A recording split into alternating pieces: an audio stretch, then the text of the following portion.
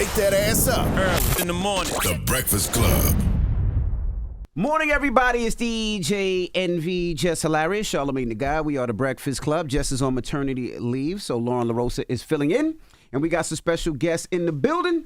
We have Naturi Naughton and Maurice Mitchell. Welcome. How y'all feeling? Welcome. Naturi Naughton-Lewis. Don't forget my last Name. They didn't put Lewis. I'm sorry, Miss Lewis. Oh, yeah, they didn't put my married name. No. Put some respect on that name. Put some respect on my married name. Put some respect on our damn name. Well, Naturi Naughton-Lewis. Yes. How y'all feeling How's this morning? How's the energy? Everything good? Everything's good. Can't complain. Blessed. So happy to be here. I know we're less than a week until Election Day, so man. A couple days. Yeah. It's crazy. The Working Families Party, Maurice, you're the national director. Yeah, I remember Jill Stein brought y'all up when she was here on the Breakfast Club. Was that an accurate representation? I get excited when people have our names in their mouths, right? Because generally that means we're doing that work. We're putting in work. And the Working Families Party, for those of you that may not know what we do, what happens where everyday people come together, people who aren't picked from the political establishment, we come together and we demand a seat at the agenda setting table, right? Because we're talking about elections, but it's really about setting agendas and building agendas. And so when people are looking, they say like, well, you know, I'm fed up with this party or that party, we want something else. We're that something else. And I like to say that we're a non-delusional grassroots third party. Break that down. And so what that means is, we cook what we have in the kitchen, right? So I grew up working class, right? And, I can't always have money to buy a gourmet meal, but I'll look what we have in the kitchen, I'll make a gourmet meal, right? And so we run people as independent WFP people sometimes when we can, if there's a path to win. Like, for example, how many of you know who Tish James is? Absolutely. Okay. What you may not know is that Attorney General. That's right. She started as a independent working families candidate in 2003 and worked her way up to becoming Attorney General. She was a lawyer. She was a public defender and a consumer protection lawyer. And the political establishment wanted nothing to do with her. The white establishment, the black establishment, the Democratic Party establishment. And we joined forces with her. And historically, we defeated the Republicans and Democrats and got her elected as a city council person, right, not too far from here in Brooklyn. She worked her way all the way up to become Attorney General, which is historic. But what did she do when she had that authority? She used it in order to hold the powerful accountable, right? So everybody talks about the 34 felonies. The 34 felonies, holding this man who always had a silver spoon in his mouth, who used his power to make sure that black folks couldn't rent in his homes. When he became president, often used his powers to enrich him and his friends. He never faced accountability. He finally faced accountability when an independent black woman gave him that work, brought to you in part by the Working Families Party, right? And so I remember, I'm from New York. I remember in New York when we had a Republican governor, a Republican mayor, Republicans at the state Senate. It was through the Working Families Party. People talk about down ballot races, right? Actually focusing on down ballot races so that in city council and in state legislatures, we moved the establishment closer to the people so we could deliver on a $15 minimum wage. Now, that's the floor. You hear a lot of Democrats talking about a $15 minimum wage. They weren't talking about that until we created the conditions to make that the floor. So we're the folks who are always going to focus on the issues of everyday working people. And look, there's a lot of people talking about third-party approaches. I'll just end with this. There is an approach that believes that every 4 years, you could run at the top of the ticket a third-party candidate for president, and then somehow that will create the conditions in order for people to be able to get a little bit more freedom. However, what we've seen is like, look, 1992, what was that? That was when a billionaire, Ross Perot, put all of his money down, right? So he had all of the money in the world, and he couldn't break 20%. He got 18.9%. That told us as the Working Families Party that the top-down third-party approach isn't viable for working people. But the bottom-up approach, that's viable. So we started off in New York. We're now in 20 places. We're in 20 states. And we're putting in that work. We endorse close to 1,000 down ballot candidates, right? So president, and I know we're going to talk about a lot of this. We're going to talk about the pushback. Look, people are talking about the president. That is really important. But the president doesn't make the laws. Congress makes the laws. City council makes the laws. State legislature makes the laws. And so working families, what we do often is when you have, especially Democrats who are corporate Democrats who have either they've forgotten their way or never had their way, and they're more accountable to lobbyists and corporations. Well, we're the force that kicks them out and replaces them with working families candidates through primaries, right? And we've delivered in terms of like the concrete things that actually matter. So in Philadelphia, right? We have so many receipts. We have CVS long receipts, right? But it's important that people know this. So in Philadelphia, this is a city where Democrats and Republicans were on city council.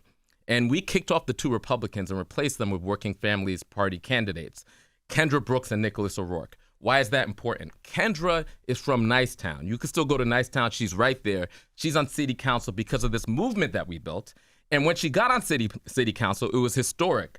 She was the first non-Democrat or Republican to get on city council, right? And we were actually with Kendra a few days ago putting in work in North Philly and West Philly, right? And the important thing about Kendra Brooks and why governance is so important is that when she was there, we didn't just do a victory party because she got there. She organized all the folks in city council so that during COVID in 2020, when people were sheltering in place and they couldn't draw an income, and many people were concerned about getting kicked out on the streets because their landlords wanted rent, she created a eviction diversion program in Philly that was temporary. Fast forward to today, we've made it permanent. And right now there's an affordability crisis. A lot of working people, a lot of people who are listening are struggling to figure out how they stay at home. In Philadelphia, there's a 41% decrease in evictions because of that policy brought to you by Kendra Brooks and the Working Families Party. So the Working Families Party is about putting results down for everyday working people. What got you involved with the Working Families Party, Naturi?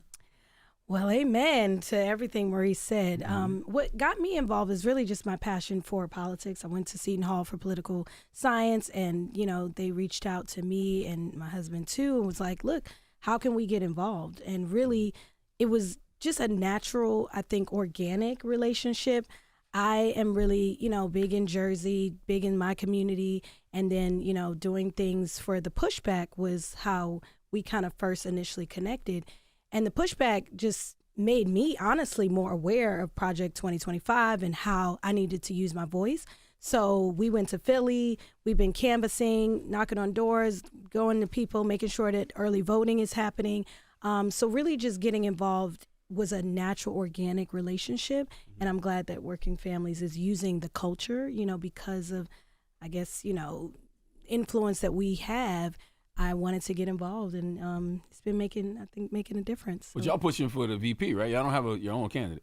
Oh, so it's not. Yeah, so yeah, I want to be clear. Okay. We're an independent third party, and look, we tell the people the truth.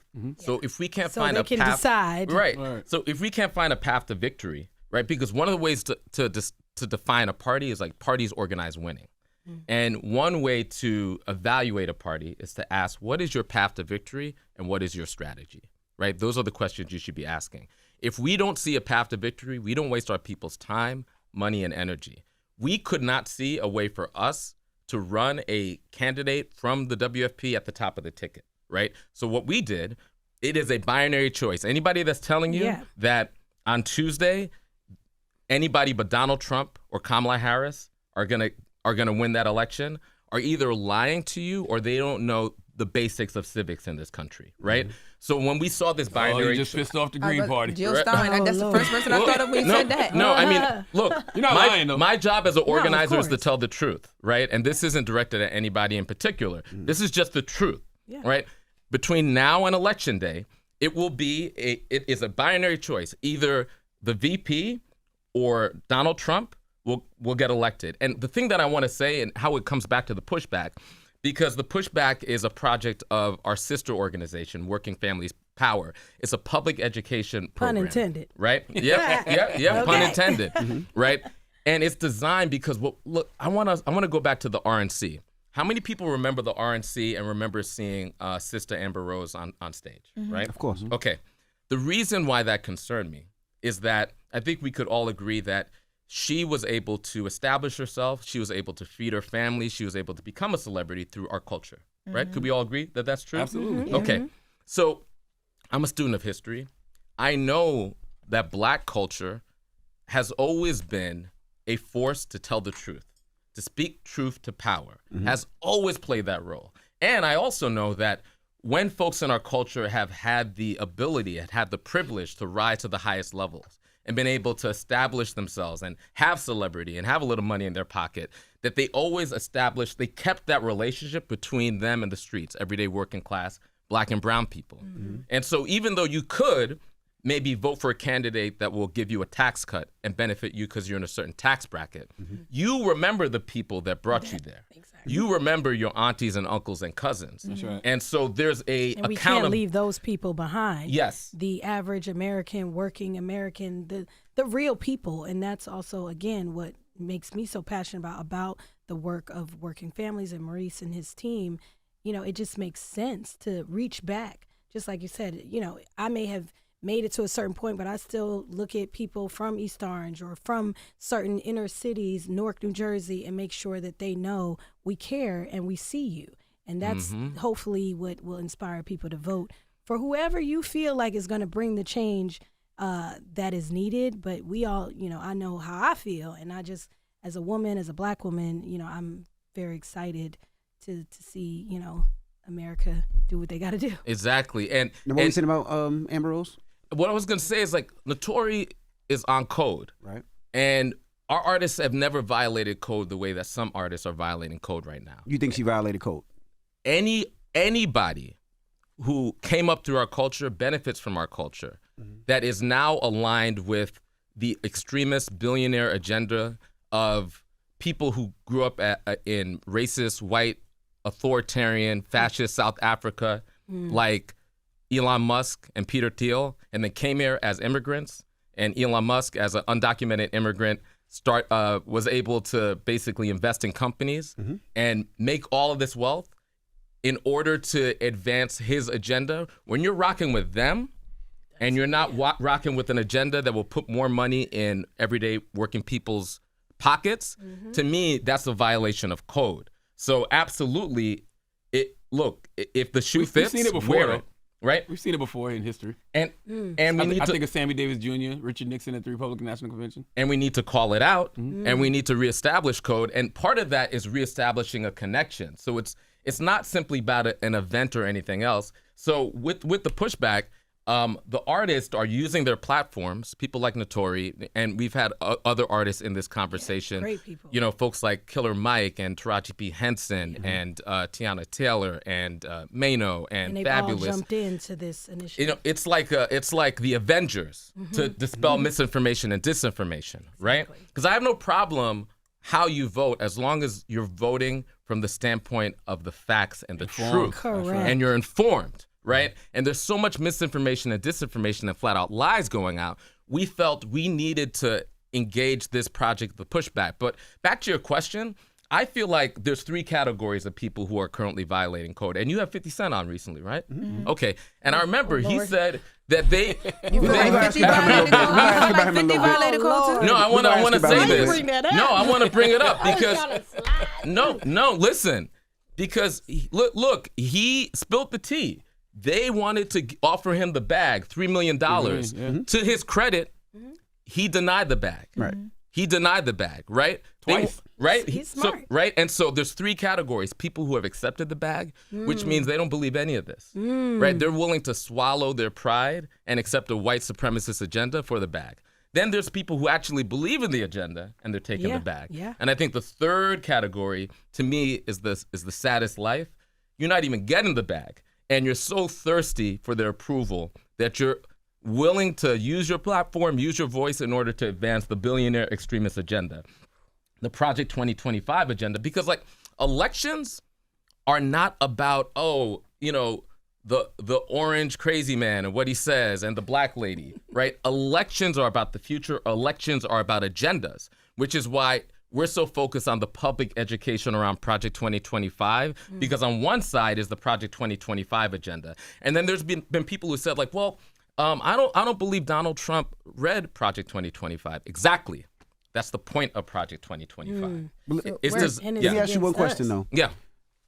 So what about those artists and those athletes that came from the same place of our culture, right? That's right. Made a lot of money from our culture in a different tax bracket, but say nothing.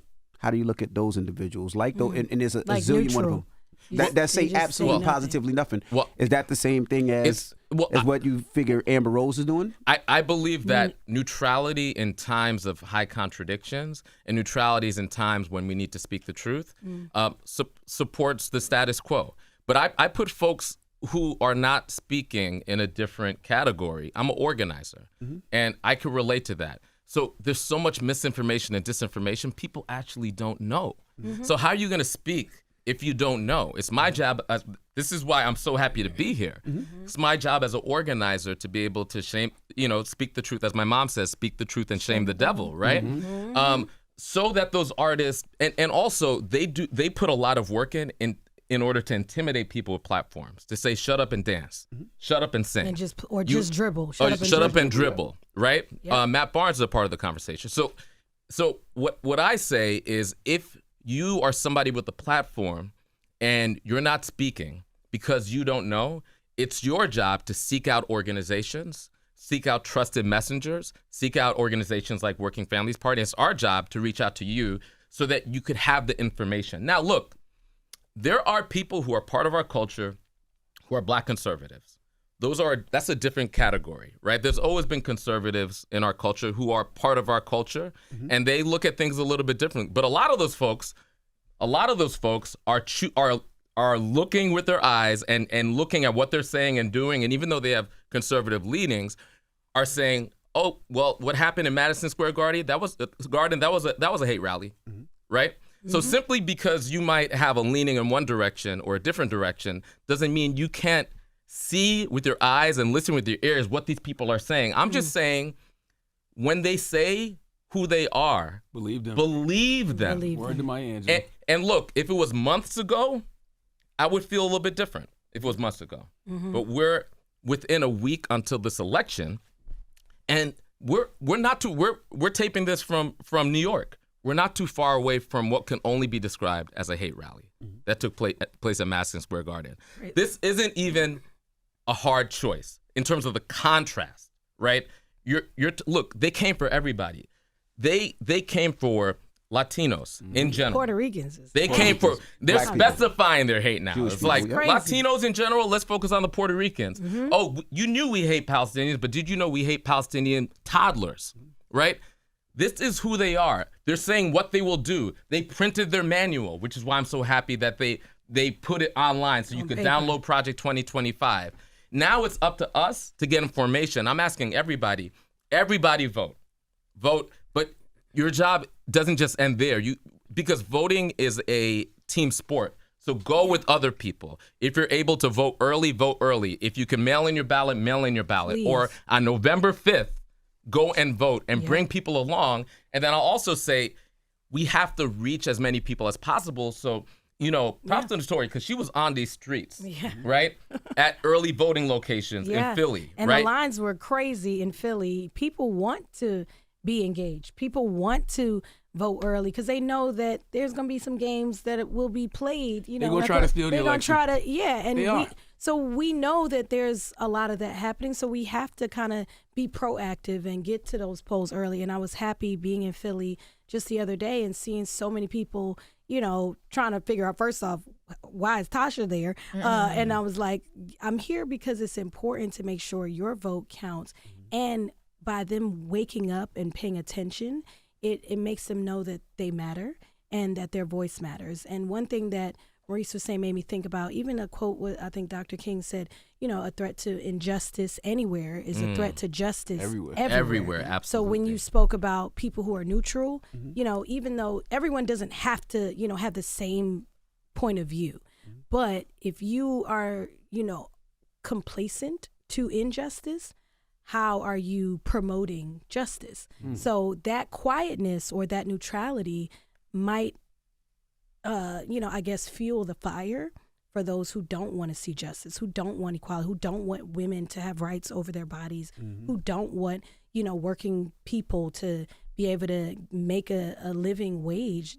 People who don't want that, your neutrality is almost saying it's okay. What about work-wise, though? Because I know a lot of celebrities, even if they're going to go vote, they stay quiet because they don't want to mess up roles or have certain audiences not come out and see them or whatever. Have you seen things pull back from you because you're not quiet and you're very upfront and it's a very strong message that you guys are pushing? Work-wise, has anything changed or you lost opportunities because of that? Not really. Not in this time in my life. I haven't experienced that. If anything, I think people look at me or even the show that I was a part of and the work that I've done. I've always been a risk taker, to be honest. I mean, playing Little Kim, hello. But I think from the beginning of my career, even post 3LW, Little Kim, Power, I don't think I'm afraid of what people might say or think. I'm more, I think, interested in the legacy that I'll leave behind. I'm more interested in how people will then be inspired by me taking a stand. I'm more interested in how, when I'm gone, what did I leave behind? So I think, obviously Hollywood and there's always politics and we do have to play the game. We all know that. But I think that people may even look to me to be that voice, that they may not have that microphone. So as I do, I think, that's what I'm more empowered by. So fortunately, I'm able to work. Fortunately, I can feed my family. But at the same time, I get to be who I truly am. Did you want to be in politics? Is that why you moved into political science? I did.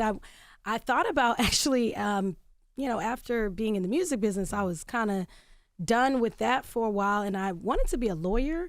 And then I thought about, as a political science major at Seton Hall University, I thought about pursuing a career in politics or lawmaking. I really wish that I could change policy. As a young person, I remember thinking post 3LW, I was 18 years old, freshly out of the group, went to school, and I was like, if only there were policies to protect young artists. That's really what it was about for me. Yeah. And political science was an avenue that I knew if I continued, and I actually was offered an internship at Capitol Hill. I actually used to sing for all the politicians in Jersey, the mayor. So, Sharp James and Newark and everyone really knew me. So for me, politicians and politics was somewhat, had a synergy in my life. What's the one thing that you would change? You said, do this to change things for artists. What's the one thing that you would change for those artists that you just was like, it's just not right? I think now some of that is changing. Back then, I wanted artists to have more autonomy, more power, more ownership. I think now one thing I would change more so as an actress or in Hollywood is ability to create our own projects without relying on other people's money. If we could get funding, or if there was like an organization that specifically focused, there are, but specifically gave funding and opportunities to Black people and Black filmmakers, and there are a handful, but if we had a larger central hub, so I would change this idea of needing approval, but also not being able to create, not having ownership. So if we could make our work, like an artist who sings, I was a recording artist and now I'm an actress, but if we could have more ownership and actual control over the narrative, because the stories are often told from another point of view and you just are plugged into it, for the poster. But if we actually were behind the scenes and doing more in that category, I think that would make us way more powerful. That's more important now than ever before, especially with what you see they're doing in schools where they don't even want to teach you real history. So who's going to tell our stories if we don't? Right. Well, that's actually part of what me and Maurice were just talking about. Project 2025 is taking away, what is it, the woke agenda? That's right. And they're afraid of teaching that, which is crazy to me because I think about my daughter, 7 years old. She's in second grade, and some of these things will affect her trajectory as a student in this, in this life. So I'm like, wait a minute, no, now it's on me as a parent. But it also should be a sense of accountability in our schools and our systems to make sure that they can't eliminate true American history. It's not just Black history. This is American history. We built this country. We did a lot of the work on the backs of slaves and slavery. So let's not eradicate that and make it as if it didn't happen. That was one of the things we just said. That's right. And the thing about the way that connects to Project 2025, especially with artists, and this is a big manual. It's more than 900 pages. So they're coming for everybody. They're coming for artists. Crazy. They have a very creepy agenda. So you don't get into page 5 before they're talking about outlawing pornography and putting pornographers in jail and prison. But I want to explain what that would actually do if you're an artist, right? So the line between art and pornography, that is subjective, right? So what they want in terms of having artists have control and more power, they want to eliminate that. So from people who currently are making money on OnlyFans to people who are content creators to, when you talk about edgy art, we're often talking about our art. As Black and brown folks, hip hop, that's often we're pushing the boundaries, right? And so they'll be in a position to say, hey, that video, we listen to, they're already listening to our lyrics and we're getting caught up because our lyrics, they'll have more authority to do that and not just prevent it from happening, but also putting people behind bars. They say they want to put educators and librarians behind bars, right? Crazy. Off of this, trying to eliminate the woke agenda. And for us in here, we know when they say woke, it's now become code for the N-word. It's a way for them to be able to say what they want to say in a different way. So when they say they want to eliminate woke, they want to eliminate our history. And the reason why they want to eliminate Black history is because it's American history. What happens when white children, Black children, Latino children learn actual American history and learn about the oppression of our history? They want to fight oppression as adults. And they don't want you to fight oppression because that means you're fighting the status quo. These are people with an awful lot of power and money, and they're not comfortable with the power and money they want. They want more. And so it's about them having more power and money and you having less power and money. That's basically what the agenda is. And if you're an artist, you should be concerned. If you're a parent, you should be concerned. If you're a Black man, you should be concerned, They come right? for Black men. Because this is the agenda about making national stop and frisk. They want that to be national, right? So there's no city or state you could avoid the stop and frisk agenda, right? How many of you know what qualified immunity is? Absolutely. Right? So that's the law that emboldens police officers so they know that if they shoot or kill us, that they have protection so they won't face any accountability. And it's already hard to get them indicted or if something happens, you know. So imagine with qualified immunity how that will affect so many. That's why the George Floyd Police Act didn't pass. Exactly. And there's one candidate, by the way, who actually was a part of George Floyd Policing Act. And to me, listen, I came through the movement for Black Lives. So George Floyd is the Policing Act. To me, that is the floor, right? The movement for Black Lives talks about the Breathe Act. To me, that's the ceiling, right? So there's one candidate that's talking about how do we get that passed. There's another candidate that's talking about day one, I want to execute quote unquote drug dealers. Or who are the drug dealers? Like if we have an honest conversation in our society, when our society thinks about drug dealers, who comes to mind? The pharmaceutical companies. Right? They're not talking. No, they're not talking. They're not talking about. Thank you. But they think about Lauren. brown people, That's the Black real. people. Are they talking about the Sackler family, who are the greatest drug dealers in the history of this country? Crazy. Right? Or are they talking about somebody else? Are they talking about Black and brown people? Right? So when they say these things, We go to prison. we must believe them. Do you think that enough is, well, first of all, y'all on the ground, y'all been on the ground. Yep. What do you think's gonna happen Tuesday? So I don't make predictions, right? But what I How can do you feel? Excited. I'm excited. I feel man. inspired, excited, and hopeful. That's what I feel. I'm feeling that. Yeah, I can't listen when I'm so like we do things online, but we're also outside, right? And so when I leave here, I'm gonna be in Phoenix, I'm gonna be in Milwaukee, I'll be back in Philly, and we're with the people. And so I get nothing but excitement and joy from being with the people, because if you're scrolling online and you're getting caught up in that misinformation and disinformation, part of that is to make you feel cynical. Yes. I like to say that cynicism is a political project of the far right and the status quo, because you'll just be like, oh man, we can't do nothing. Yo, It like, doesn't matter anyway. Yeah. I might as well just not vote. Exactly. But when you're actually outside and you knock on some doors, by the way, I want to encourage people, right? Don't just vote. There's still an opportunity. And if I may, I'd like to shout out some opportunities for folks to be able to knock on doors. So if you're listening to this, text the word power, pun intended, text the word power to 30403. If you text the word power to 30403, wherever you are, you could volunteer to knock on doors, to have conversations with your neighbors, to do phone banks, to even text. Why? Because in the final days, it's not about what the politicians say. It's not about, I'm sure you're getting a lot of TV ads and digital ads and all that stuff. It's about what everyday people say to their neighbors. And you're an everyday person. They want you to believe the lie that you have no power. when you're on these streets and you're seeing these long lines. Yep. And look, remember we saw that elder. Yeah. Do you remember that elder? Yeah, right? And she had a cane. And she was on the line, and she said that she had been waiting, I think, months. She said they were supposed to send her ballot. In Philly, she kept applying, and she sent it in. She called. It was a lot of things that just weren't coming, and it didn't come in the mail. So she said, I knew I had to come on down here and get here for early voting. And, she was an elderly woman.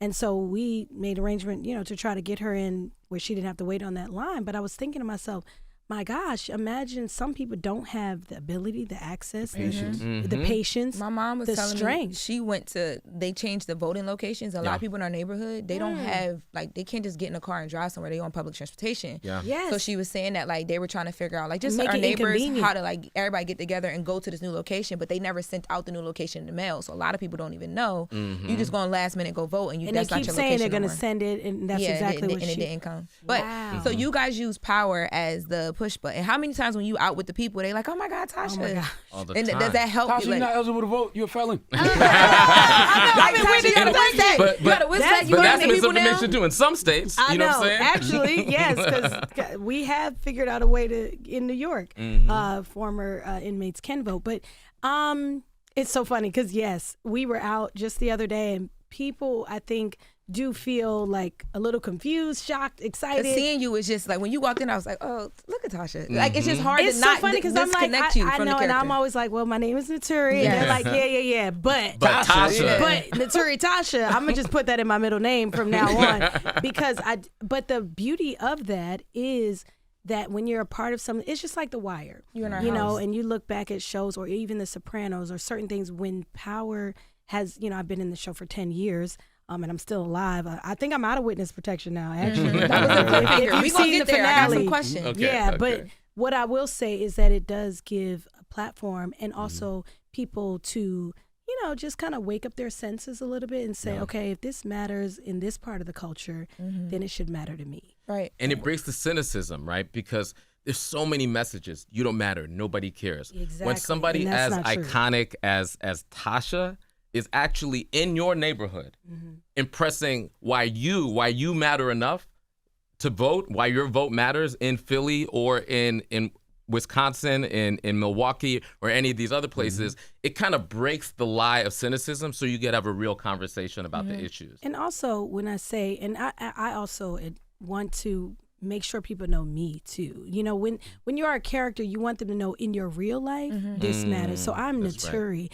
I always see, of course we play, it's Tasha, but I'm Naturi. That's right. And Naturi cares. And Naturi was a straight A student. And Naturi went to school for political science. And Naturi has a family. I'm a mother. Yeah. And I also, had a pregnancy where I struggled with the thoughts of having an abortion, in all honesty. And I know what so many women are dealing with and not wanting to feel judged. And I think that's a real thing. I guess because I'm old and I was born in 1978. I don't like Tasha. The character Tasha's not bigger than Naturi to me. Thank That's you. right. You know what I'm saying? But we came from a different level. We came from a different age. It depends on who you're But talking you've seen to. Naturi so long. But that's I was gonna say, you got Envy, 3LW, you have I feel like you've the seen me Biggie since I was a movie, teenager. Then you have Power. Yeah, because y'all are grown. Yeah.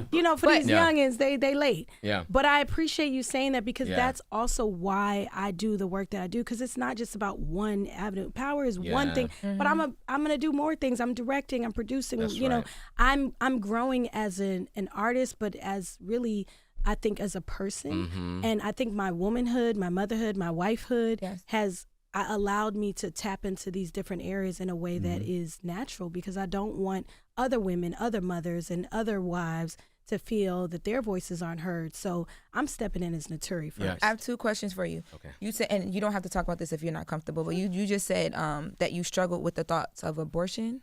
Yes. Why? Like, what? Well, no, I wasn't sure that I wanted to have my first child. I never really talked about this, but essentially, I think that when I was shooting Power, I became pregnant. It was an unexpected pregnancy, and I'm super blessed. My daughter Zuri is amazing, and I'm so glad she's here. But in all honesty, I wrote and directed my first short film. It's called 333, and it's about somewhat an experience that I had, and also the mental anguish of making that choice. And I wanted to use film as a way to give women and people, and there's men, I have Burgundy Baker who stars in it from The Chi, John Clarence Stewart, Vanessa Bell Calloway. And this film, 333, just gives us a chance to look at the issue of abortion in not a politicized way, but in a human way, and deal with. So my experience just made me realize, like, even me, even though I was on a hit show, this is season 4 and Power was at its height, I didn't know if I could be a good mother. And I wasn't sure if I would be enough. I didn't know if I was going to make enough money. I didn't know if the show was going to get canceled. Like, there were so many things. I didn't know if I was going to get married, and I didn't. I became a single mom very quickly. So, until I met my husband when my daughter was almost 2, I wasn't really sure. So I'll just say that that's what I channeled, those emotions. And that's also why women's rights and reproductive rights is so important to me at this time. So, 333, the ascended masters are right by your side, assisting you with whatever it is that you're focusing on. That's why 333, and it's also just this interesting. There's so much power in those numbers, and you'll see, like, when you see my film, which will be out next year, in festivals. But essentially, it is completion, and also what you focus on, it will come. So whatever your choice is, don't feel haunted by that, and just be able to go forth and focus on the future. And that's what my film is about. And then my second question was, you talked about earlier wanting people to know you outside of power. Yeah. And when he brought up 50 earlier, you were like, oh my God, I didn't even want that to come up. And you knew that was coming up, though. But that man just left here a couple days ago. You knew that was coming up. So you talked to Celia from TMZ, and that clip was everywhere. Your response to 50 Cent. Your response to 50 Cent. See, that was Tasha. That wasn't Naturi. Your response to 50, and what he was saying up here about Omari, and you basically saying, like, Omari was Ghost was power. So you didn't agree with what 50 said up here. That picked up everywhere. And did you regret saying that? Is that why you were like, oh my God? Or I don't regret saying anything that I say in most cases. But I think that, I was just being honest, and it's no shade to 50. He has his feelings, and I don't know all of the issues that went down, like I said in that interview. But I think overall, I was just trying to express that, power was something that started this whole journey of creating Stars, the Stars app. And I'm grateful for the opportunity. And 50 and Courtney gave me that opportunity. So, at the end of the day, I know that there's politics involved in their positions as well. So I respect 50, but I also have to honor what Omari Hardwick brought to the table. And all I said in that interview was that, I feel like he is kind of a staple in the power world, that we can never undervalue him either. So I just think that as people, particularly as Black people, I'll just say this, as Black people, we have to remember to be okay with valuing each other and really celebrate those moments when we get to a plateau or high moment in our careers. Even in your field, you guys negotiate and do deals because you know your worth. And there's always going to be somebody who tells you, nah, you're not worth that, you shouldn't. And that's debatable, and that's not for me to say what money he should. I'm not in anybody's, checks. I focus on my check. But know your power, pun intended. Know your power, and also know your worth. And it's okay to push for, what you feel you're worth. That's all. I want to ask, we had Mickey Taraji Guyton. said the same thing. So this is, it's all relative. We had Mickey Guyton up here, country singer. Oh, yes. Was she a member of 3LW? Yes. So I forgot that Mickey was the first member of 3LW until Adrian and I recently reunited. And Adrian sent me a picture of them with Mickey, and she was singing the national anthem. And I was like, oh my gosh, that's right, because they told me there was she was a girl, she wasn't a country artist then, but I think she lived somewhere, and then her parents pulled her out of the group. And I think that's how I wound up getting an audition but I had forgot, I was 15. So Adrian remembered and reminded me. And then I was like, I want to meet her one day. I mean, we've never met. Oh, wow. She's so dope. Her voice is crazy. Yeah, but dope. How I was thinking, like, at that time, I was like, girl, you dodged a bullet. But because she has her own career. But at the end of the day, I think I'm happy that, whatever happened with 3LW, it was supposed to happen that way, and here I am today. How does the reunion feel? Because now y'all both are moms. I know. And you guys kind of have a shared it. experience that none of us will ever understand, good and bad. Isn't it crazy? Yeah. How does that feel? Me and Adrian talk about, like, we need to probably talk about this in a formal setting. But I'm very grateful that we are reunited. She's a mom. She's a wife, and I'm. It's almost like that life brings us closer together. Although there was so much tension in that time period, we look back and actually say, oh, remember when that happened? Oh, girl, like this is what I was thinking back then. And it actually brings us closer. I'm so happy for her now.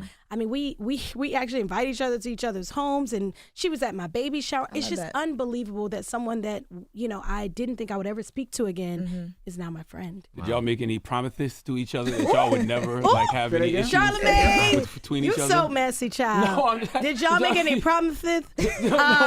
Stop. We did not. No more. Baby, I'm gonna do right. I'm not even. No, we just continue to support each other, and I don't talk to the promises lady. But will that never happen? You Keely in. God is good, and look at what He's done, and in my life. So you just can never say never. So you're open to it. God is good. Okay. Yeah, I was just talking about you and Adrian, like promising to never have any issues between each other ever again. I should smack him. I really should. Like backhand. So this is what I should have did to Tariq. You want to throw this at? Here, throw this at him. I have these over here just in case all the time. That was a good shot. That was a good shot. Okay. So great. That was God is really good. That's all the time. But I wanted to ask Maurice and you, Naturi, but one of the biggest misconceptions, like, because you said something earlier that was very important about voting. Yeah. You have to be an informed voter. Absolutely. And one of the biggest things I hear people say is if you try to talk to them about politics, like, well, the economy was better under, Trump, and it's better under Republicans. I learned this in the last couple of months. That's just been a false narrative all of these years that I don't know why we believed it. This is misinformation and disinformation. Mm-hmm. All right. So first of all, Donald Trump inherited the Obama economy, right? So whatever economy that you remember when Donald Trump came into office, that was the Obama economy. The Obama economy, and look, to me, the Obama economy is the floor. I'm with working families. I want an economy that in many ways focuses directly on the interests of labor unions in ways that we still are trying to get to. But the Obama economy was generating jobs month after month after month. So he inherited that, and then people don't remember. But if you remember 4 years ago, we were under COVID, right? Millions of jobs were lost, right? People were sheltered in place. And some people say like, well, that was COVID, but presidents will face untold crises. COVID happened to be his crisis. What happened when that man faced that crisis? He unraveled, talking about injecting bleach and his own health officials say that hundreds of thousands of people lost their lives that didn't have to because the man couldn't keep it together. And so when Kamala Harris... to that, don't forget the trade wars. China. I mean, but I want to talk about the trade wars, right? Because the only thing that we hear this man talk about, I'm going to get into that, is tariffs. And let me get into that. So Biden and Harris inherited this economy that was the Trump COVID economy. And if we remember, I think some of us have suppressed that memory because it was so traumatic, right? We don't want to remember it. But so many of our neighbors died. More than 1 million people died. So many of our friends died. Our families. So many people were out of work, right? And then they were able to pass the Recovery Act, which brought a lot of resources to state governments, into local governments. People talk about the stimulus check. There is a Biden-Harris stimulus as well, and many, many other policies, which today... Right, and I want the economy to work for so many more people, and I'll get to that. But today, this economy is making jobs, manufacturing jobs, making union jobs, right? And so we have to actually tell the truth about what's happening. But let's talk about, on one side, there's one policy that's basically tariffs. And I almost feel bad for this man because he doesn't, look, I'm not an economist, but he doesn't understand economics 101, right? Basic level. Economics 101. Tariffs hurt everyday working people, right? So it's like China doesn't pay the tariffs, we pay the tariffs, right? So you're talking about 2,000% tariffs. That is a tax on working people. So on one side, you're talking about a tax on working people. On another side, you're talking about what? A $6,000 child tax credit, right? You're talking about $25,000 assistance for home buyers. You're talking about $50,000 for people who have a dream or a hustle or, small they want to start a businesses. business, or maybe artists that want to start something, entrepreneurs, right? You're talking about policies that you could debate but are focused on the interests of working people. With housing, you're talking about holding accountable who? The largest corporations who are buying up these units. That's one of the reasons why Pushing rental us prices. out of our own communities. Yes. So a lot of these hedge funds are buying up these homes. That's why the prices are becoming so high. They're talking about holding them accountable, right? So when you talk about the economy, also there's a lot of people who are saying that the American economy today, right, is one of the biggest, most robust economies in the world, right? Today, right? And so we need to tell the truth. I would argue that we can do better, right? And we have to do better, which is why we build the Working Families Party, because we're not just interested in electing somebody and then going home. We want to fight for more. And in the richest country in the history of countries, there shouldn't even be homelessness. We shouldn't even be talking about how do people afford health care. And we don't believe any politician is going to get elected and then give that to us. We need to fight for that on the other side of this election. So first, job number one is to vote out the Project 2025 crew. And it's bigger than just Project 2025 on the agenda. We got to push back on that. And then job number two, after the election, we need to stand on business in order to make sure that this economy actually works for us. Because we know the corporations are going to want to be in people's ears. We need to be in the ears of these politicians as well. But the contrast couldn't be clearer. Honestly, y'all, it's not even a question at this point. I understand if months ago people had questions, right? No, I don't. I don't understand. But this is the problem. And I'm going to tell you what the problem is, Maurice. Right. The problem is this, right? And this is what I realized the other day, right? Yeah. A lot of people don't have the time to do the research to see if the things that they're researching is right, right? And I'm going to tell you why. Absolutely. They're getting it from just a swipe. I'm watching the World Series, right? Yeah. And they're playing ads. And people don't know if those ads are real or fake, right? So That's if you correct. work a 9 to 5 or you have 2 jobs, you come home, you say, you know what? I'm going to turn on the World Series while I cook for my kids. And you're watching these ads. You don't know what to believe or not. Absolutely. And most people don't know that a lot of those ads are full of shit. Yes. Or when they go online to look, a lot of stuff that they're looking for, and I feel silly with this turtle outfit. They go online too. But when they go online to look, Making a serious point making a serious in that Because Raphael said it. Raphael says Cowabunga, but when you dude. go online, a lot of the stuff that they're looking for is false. So how do people know what's real or what's not? I mean, they put an ad with me and Charlamagne on there. Oh, and yeah. it sounded I saw that. Oh, listen, but You know what's When you funny? saw that, you thought your brother sold you out? Oh, no. Well, no, I was just like, this is crazy. And Yeah. Charlamagne, I know how, political. We did the movie 88 together, which was a political thriller about these very issues in an election and just super PACs. So it's funny because everything you said is so true. Like you don't know and people don't often have time. So what I want to say to add to what you said and Maurice said is that, we're just swiping through social media and that's the only maybe quick in a hurry. It's like fast food. Right. That's right. And fast food, you got to just eat because you got to eat. That's right. Sometimes you don't have time to, or you may not have the resource or the money to go get a real meal. So, but you got to eat. Right. So I'm going to go ahead and get this burger, or hopefully it is real meat. I don't know. But I'm digesting something that I'm not really sure is right or good for me and even true. Yeah. And that's why I encourage everybody, because I believe that the ultimate antiseptic to these lies, it's not just better information, because we need better information. It's relationships, right? Because if I have a trusted relationship with you and you're spouting this, I could be like, yo, all right, Envy, let me actually share with you what's up. And we could have a conversation because we trust each other. And, when we were in Philly, we had an amazing closed door conversation with working class black men. And we were having real talk. In a barbershop. We went to a barbershop and just sat. My husband was really a part of that conversation and all these men sat and talked. I was really observing because, as a woman, I didn't want to be in that conversation because I don't know what black men's struggles or what they're dealing with. But that was such a great thing that, you guys and Working Families organized, because people do need to just sit and talk to each other. But as a woman, what did you observe in that conversation that Kamala Harris and her team is focusing on right now? I think a lot of black men felt like, don't just pick me up and use me now. Some people did feel, even with Kamala Harris, at the end of the day, some people are feeling like, oh, now y'all in both parties, now y'all want to focus on black men.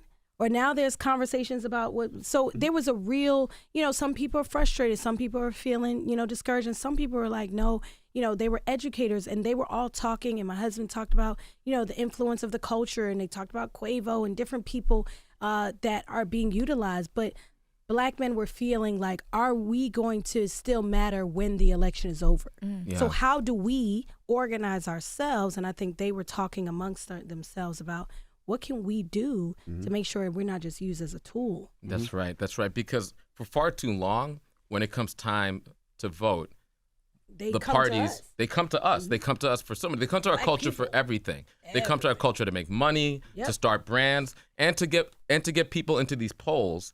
And the day after, it's often crickets when it comes to our agenda, which is why we build organizations like the Working Families Party, so we could hold them all accountable, right? And so to me, I thought it was historic.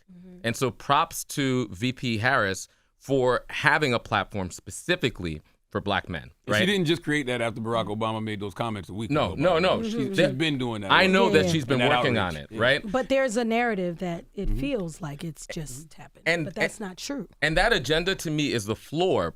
Props to Black Men Bill, props to Phil Agnew and Black Men Bill and the 9 bars, right? There are all types of platforms for Black men, right? So I'm happy that happened. I think it's historic to have a major candidate actually address our issues. That shows we have power, right? And also, I want to dispel this misinformation that Black men don't vote, or Black men don't vote for, or vote for Black women, or somehow we could lose the. Black men are engaged, right? Black men are very much engaged. There's one population of people who always vote on freedom more than anybody else. That's Black women, only rivaled by Black men. That's right. Right? And so we just need to dispel that. All of this gender war stuff.